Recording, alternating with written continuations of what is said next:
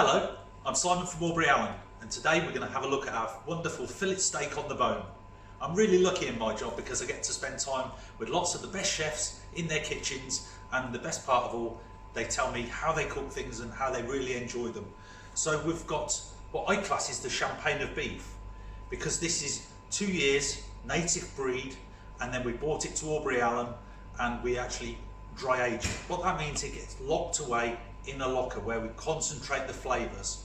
We actually reduce the weight in that period, so then we get succulence, we get flavour, and of course the fillet is a tender muscle anyway, but our little secret is we get extra flavour because it's actually cut on the bone, which is different of course. So we're going to have a look at how the chefs have told me previously that they like to cook them, and it's wonderful grass-fed beef. So we're going to cook our fillet steaks on the bone now, and we're going to actually cook them through the bone. So my gran used to tell me, you know, meat always cooks better on the bone, Simon. And so we age the beef on the bone, so we cut it on the bone, so why not actually cook it on the bone? So let's have a little look. A little bit of olive oil, or good quality oil, inside. Now what you will notice is on the outside of the steak we've still got the external fat and seasoning going on. Some wonderful Anglesey sea salt there, just to get it ready. I've got my hot pan, and I love this old-fashioned griddle pan, and I'm actually just going to pop it into the pan and just leave it. And that heat is going to convect up through the bone, and we're going to get that lovely roasting flavour coming through the bone. Once we've done it on this side, we're going to then turn it on its end and cook it through the bone that side. So I'm going to do this for a few minutes and then we'll come back to you. Okay, so my steak has been cooking through the bone, and that heat is penetrated through. So we've got the bone here and it's coming through from this end, the bone here coming through from that end. I'm now going to place it flat, and what's going to happen is the heat's going to come up, and as it comes up it's going to continue to pass the heat through the steak.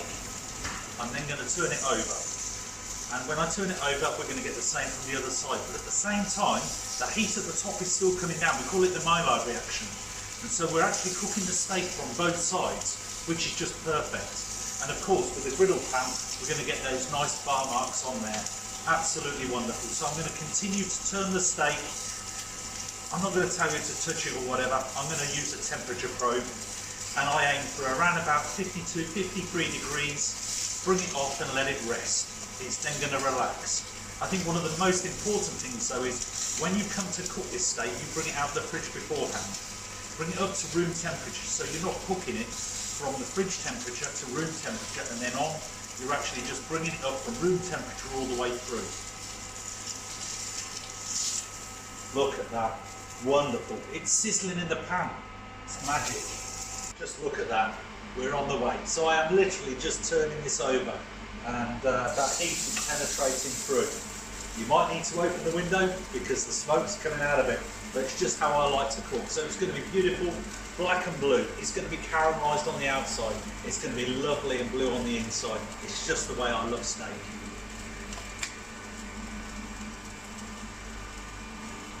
Okay, so now I'm just going to check that temperature. I'm going to come in at quite a thick part, just before the bone. Oh, we're getting really close here, about 51. A little bit thinner, so yeah, we're there. So just going to bring this off now, and I'm going to keep it warm, and we're just going to let it relax. It's going to continue cooking for a few minutes. Remember, we've heated that bone, so it's going to penetrate those flavours all the way through, and that heat as well. So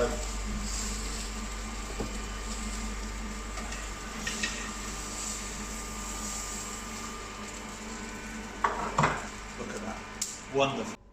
Okay, so we've cooked our fillet steak on the bone. It's now rested. Temperature's up around about 53, 54 degrees. Internal temperature, that is.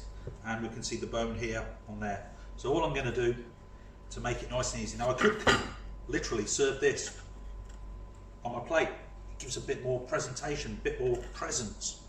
But what I'm actually going to do to make it easy for my guests is run my knife down the back of the bone, and look how easy it comes off. Beautiful. Fillet steak, cut on the bone, served on the bone. You can see the succulence and the juiciness coming through. Absolutely fantastic. One last thing to do, we need to pop it on the plate. So we're going to plate up our fillet steak on the bone. Very simple.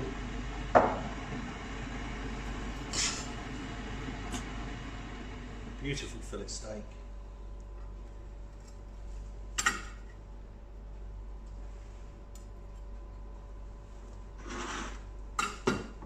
Cooked on the bone, served on the bone with perhaps some confit, tomato, some mushrooms, some chips, a little bit of salad, and why not put the bone on the plate just to be different.